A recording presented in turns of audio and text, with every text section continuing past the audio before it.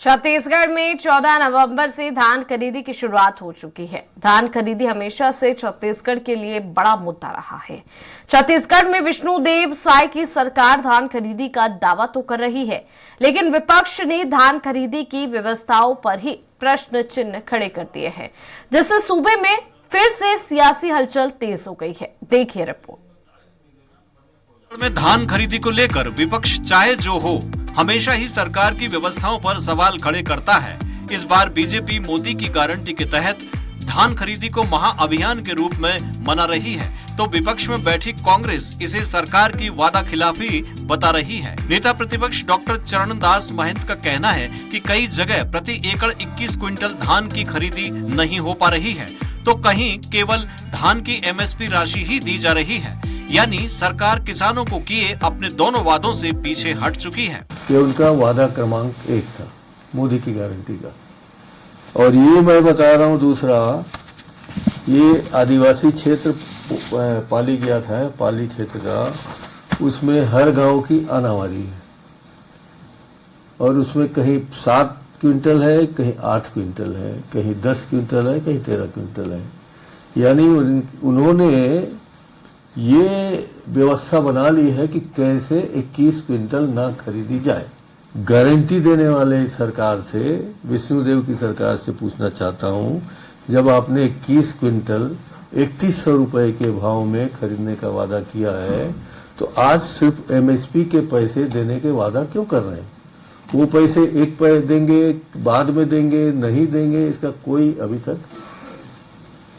सामने नहीं आया है। इस कारण हमारे किसान आज बेचने जाने से पहले परेशान हैं। छत्तीसगढ़ के उप मुख्यमंत्री अरुण साव ने नेता प्रतिपक्ष के तमाम दावों को एक सिरे से खारिज किया है।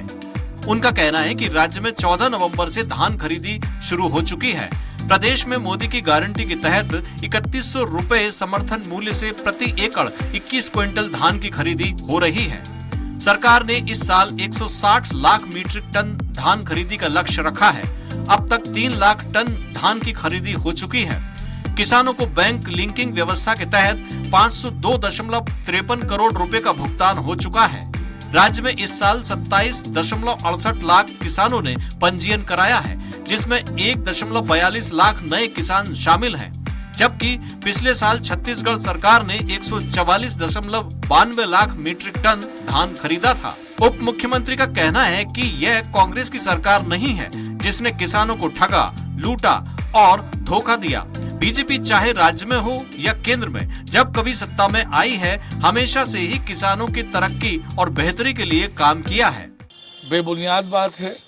किसी भी किसान से जाकर पूछें कि उनका धान 21 क्विंटल प्रति एकड़ खरीदा जा रहा है कि नहीं, और उसके दाम जो है 3100 रुपये में मिल रहे हैं नहीं। उनकी ये सरकार नहीं है जिसने किसानों को ठगा, लूटा, धोखा दिया। भारतीय जनता पार्टी आज से नहीं, जब से हम सरकार में आए हैं, चाहे वो केंद्र में हो चाहे राज्य में, हमेशा हमने किसानों की तरक्की और बेहतरी के लिए काम ही किया है। मौजूदा दौर में छत्तीसगढ़ को सबसे अधिक समर्थन मूल्य पर धान की खरीदी करने वाले राज्य का तमगा हासिल है, लेकिन प्रदेश के कई हिस्सों से धान खरीदी की अव्यवस्थाओं की खबरों का आना ये बता रहा है कि व्यवस्था में अभी भी सुधार की गुंजाइश बाकी है। आज भी कई क्षेत्रों के किसान टोकन के लिए भटकने को मजबूर हैं। जिम्मेदार भी उनकी कोई मदद नहीं कर पा रहे हैं। ऐसी शिकायतों के बीच विपक्ष का सवाल करना भी लाजमी है। हालांकि सरकार लगातार धान खरीदी सुव्यवस्थित रूप से करने का प्रयास कर रही है, लेकिन व्यवस्थाएं पूरी तरह से कब मजबूत हो पाएंगी, ये आने वाला समय ही बताएगा। स्वराज एक्सप्रेस के लिए रायपुर से दिलीप साहू की रिपोर्ट।